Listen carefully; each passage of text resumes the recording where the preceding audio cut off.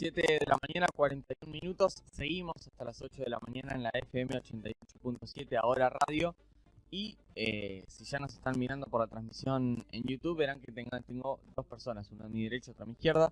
Ya hice el mismo chiste la otra vez cuando vinieron del Frente Izquierda Unidad, no lo voy a hacer otra vez. Pero se trata de, si ustedes vienen en auto, caminando, en colectivo por calle Brown, van a ver un mural muy grande que dice Marcelo Ramal presidente. Y hay quizás algún bahiense que no lo conoce. Entonces lo trajimos acá al estudio para que la gente sepa quién es la persona del mural. Pero no, es mucho más que eso, por eso lo saludamos a Marcelo Ramal, que es precandidato a presidente de Política Obrera. Buen día, ¿cómo andás?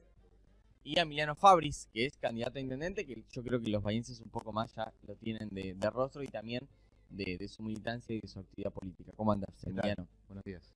Bien, hoy cuando los saludaba y venían para acá, les preguntaba, cuando ya estaban en el estudio, cómo venía la campaña. Y no es solamente cómo viene en términos de encuestas o lo que tradicionalmente se conoce, sino cómo lo están viendo ustedes como fuerza política y también sobre qué ven que las personas están buscando en tiempos electorales.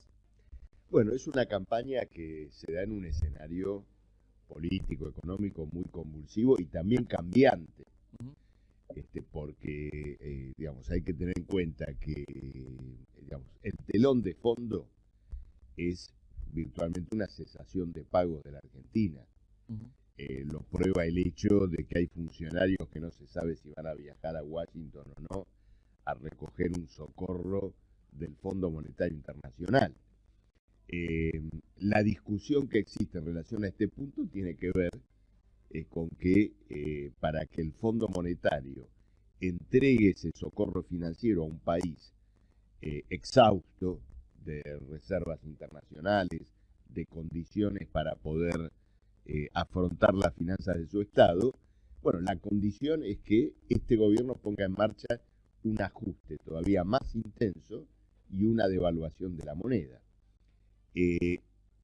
Aunque esto suena fuerte, este es sin embargo el escenario que los, 4 principales candidatos de esta elección están anticipando para después de diciembre.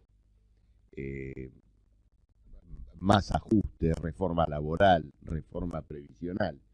Entonces, a la luz de esta realidad, de esto que podríamos llamar un ajuste sobre el ajuste. Es decir, ya hay un ajuste en marcha. Claro, un ajuste en marcha. Se dieron los datos de la ejecución presupuestaria de los primeros meses de este año. Uh-huh. Bueno, reducciones del 25% en la asistencia social, otro 5% en jubilaciones. Es decir, es indudable que hay un ajuste. Para el pueblo argentino es una hipoteca intolerable. Entonces, la campaña electoral para nosotros, para Política Obrera, es una oportunidad para poder explicar este escenario y llamar a los trabajadores a prepararse con sus métodos, sus recursos de lucha, frente a un escenario que sin duda va a plantear nuevamente una agresión a los trabajadores. Emiliano, en Bahía Blanca, ¿qué es lo que estás viendo? Recién le preguntaba y te hago la misma pregunta. ¿Qué ves que los bahienses están exigiendo, están pidiendo? Y también ante un escenario de cierta deserción en la decisión de ir a votar. Bueno, esa deserción indudablemente tiene que ver con este escenario que se está afrontando, es decir, una crisis social inmensa y también una crisis política. Vos ves a los partidos completamente despedazados, los que se están postulando, ¿no es cierto? Con chances de ganar en un proceso de disgregación enorme, que está una cosa vinculada a la otra. Es decir, finalmente el fracaso de ellos, tenés en Bahía Blanca más de 100.000 personas bajo la línea de pobreza. Eso quiere decir que hay muchos bahienses que tienen un trabajo estable, en condiciones, pero esas condiciones hoy son las de pobreza, por la inflación que hay y también por la enorme precarización laboral, que es un punto, que estamos resaltando mucho, el avance de la precarización. El otro día se accidentó un muchacho que labura en Pedido Ya. Uh-huh. Es la fotografía. Sí, son muchísimos accidentes, pero también tiene que ver con que hay más chicos trabajando en esa plataforma. Claro, pero es un laburo en características cuentapropistas, es decir, ¿no? Sí. Bajo, sí, lo que se pretende universalizar. Sin respaldo, sin seguridad social, nada. Sin respaldo, sin nada. Así que bueno, este es un planteo fuerte que no lo vas a ver, no lo vas a escuchar Porque en definitiva que la crisis la pagan los trabajadores es que las condiciones empeoran, que el salario siga deprimido, y esto necesita, bueno, una batalla para poder enfrentarlo. Marcelo, leía en el discurso que habías pronunciado el 14 de junio, creo. El viernes pasado, sí. El viernes pasado, donde, bueno, hacías un diagnóstico y también propuestas, como por ejemplo, la jornada de 6 horas, un salario igual al costo de la canasta familiar formado por el salario verdadero y no por cláusulas de productividad. Esa ya es como la propuesta de política obrera para llegar a la gente que por ahí esté pensando en un voto bronca orientado a la izquierda. Sí, es muy importante este planteo, porque golpea en el corazón de esto que decía Emiliano, la precarización laboral. Cuando se piensa efectivamente que el trabajo está atado a un resultado, jóvenes y trabajadores que están haciendo a lo mejor jornadas de 10, 12 horas, horarios cambiantes, sin ningún tipo de seguridad laboral, social, previsional.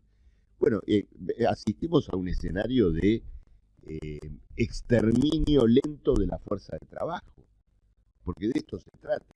Fíjate lo siguiente, en esta reforma laboral que se está discutiendo, se pone mucho énfasis en lo que podríamos llamar la rotación laboral, ¿no es cierto? Esto también lo señalé en ese discurso que vos mencionás recién. En primer lugar, el despido fácil, ¿no es cierto? Es decir, eliminar la indemnización por despido, un periodo de prueba más amplio que el actual, llevarlo incluso hasta un año. Entonces, eso es establecer adentro de la fábrica la puerta giratoria, ¿no es cierto? Pero ¿con qué tiene que ver esto?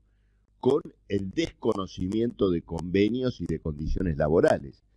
Porque hoy un trabajador expuesto a esas condiciones precarias o insalubres al interior del lugar de trabajo se convierte en un elemento descartable al cabo de algunos años. Entonces, es sacarlo de la fábrica sin costo para tomar otro trabajador, someterlo al mismo proceso de desgaste y luego volver a despedirlo, ¿no es cierto? Esto es realmente tomar a la clase trabajadora, exprimirla como un limón y luego descartarla como un elemento, ¿no es cierto?, inútil. ¿Ya hay empresas que tengan ese mecanismo? Bueno, hoy, te digo, particularmente después de la pandemia, avanzó muchísimo lo que se llama el trabajo por agencia, ¿no es cierto? Luego, en otras actividades de servicios, el monotributismo. Bueno, todo eso lleva, mira, te doy un dato, en el año 2022, de 600.000 personas que se incorporaron o volvieron al trabajo después de la pandemia, nada menos que la mitad fue en condiciones laborales precarias. En todo esto que te mencionaba recién, monotributo, contrato por agencia y todo lo demás. Entonces, estas son las condiciones, ¿no es cierto?, que estamos afrontando hoy. Y esto implica, es una especie de cáncer, la precarización, que se extiende a todos los aspectos de la vida social. Ayer sale una noticia interesante. Mira, la Sociedad Argentina de Cardiología sacó un informe señalando que 8 de cada 10 residentes médicos, ¿no es cierto?, de cardiología, están buscando trabajo fuera del país. Y en la encuesta que ellos hicieron entre estos residentes, señalaban que las dos razones fundamentales son los bajos salarios y el trabajo precario.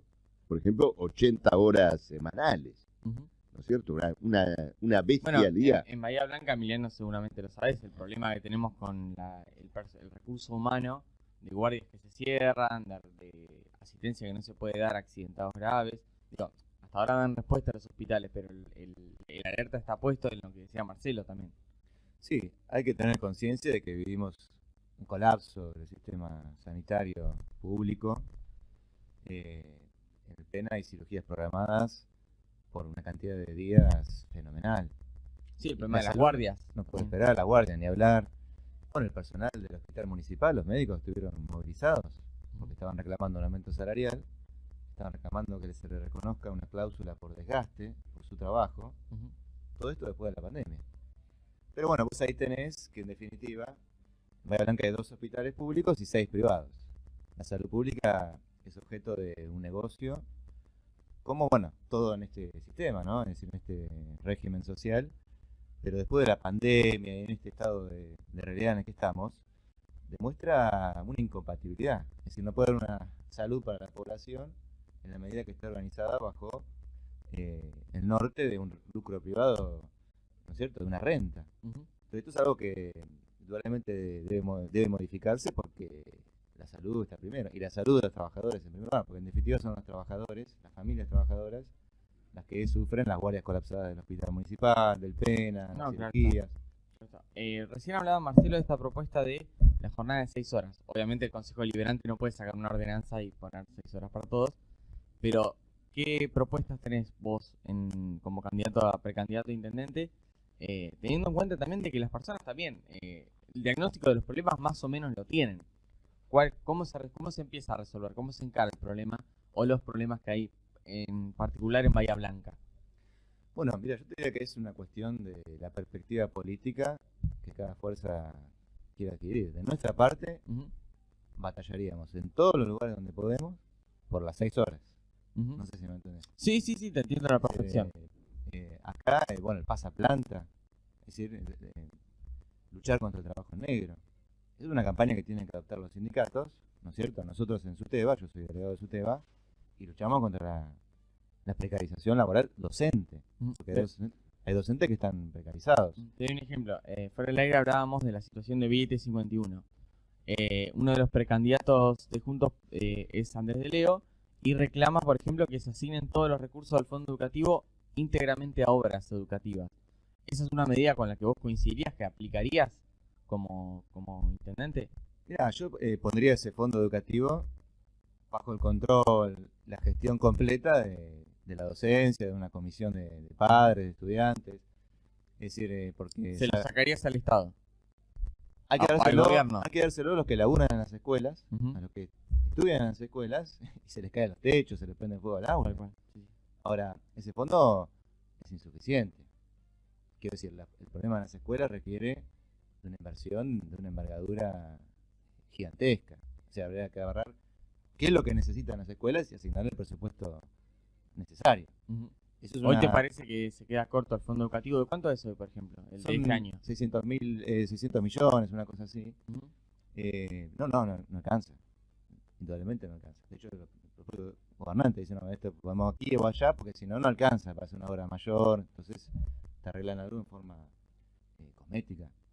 Pero bueno, no se le puede decir mentir a la población que con ese fondo se va a arreglar, ¿no es cierto?, las escuelas. Es decir, no lo aplican, lo manejan discrecionalmente, y además son los partidos que defienden esta perspectiva que señalaba Marcelo.